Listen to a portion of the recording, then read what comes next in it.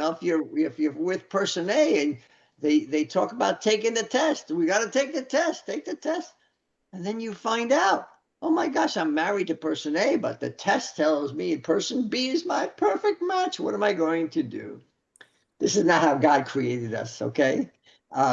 This is not at all how He created us. We'll get into that. The first episode is excellent of the 6, okay? And we're going to talk about the first episode tonight, but the remaining 5 are horrible. And I'm gonna mute somebody. Someone's talking, so we have to make sure you're muted. I'm gonna mute you, Eugene. There you go. So the remaining 5 shows are horrible out of the 6. I'm just telling you, because the first show is real, but the second show is about revenge sex. The third show is homosexual sex. The fourth show is group sex. The fifth show is murder sex. And the last show is suicide, where they show, it's a horrible episode where they show this Christian church using Bible passages to convince a large group of people, I say maybe 30 people, 20, 30 people, to kill themselves because their soulmate has passed. And there's only one person for you in the whole world. And if that one person is dead, what's the reason for you living? It's disgusting. So I don't recommend episodes 2 through 6. Episode 1 is pretty interesting. And I want to talk about, compatibility for a second, because, let's think about this thing. Oh, there's only one person for me in the whole world. Well, I don't know if that's really true. Matter of fact, I know it's not true. In America, American marriages have today between 40 and 50% divorce rate. In India, now you may not agree with the way they do it, you may not like it, but they have arranged marriages. I think both Kevin and Eugene will know about that because they talk to ministers in that country.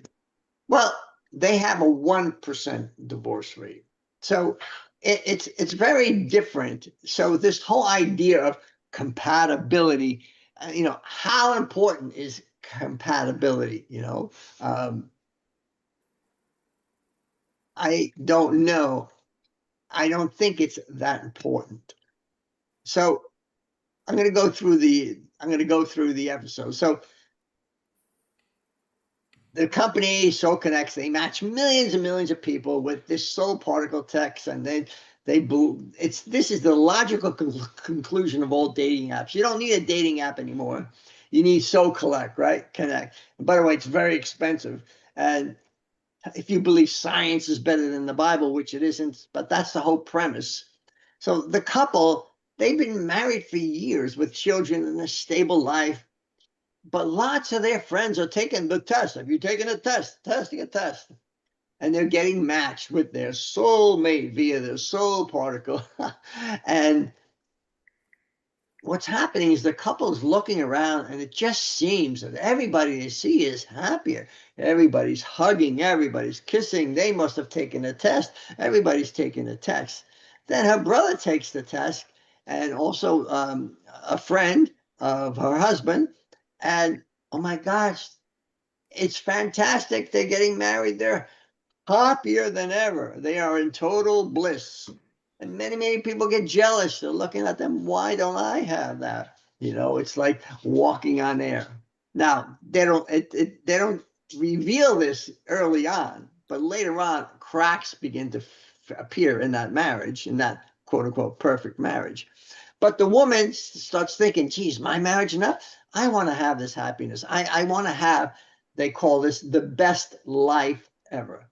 Everybody wants to have the best life ever. Hey, you want to have the best life ever?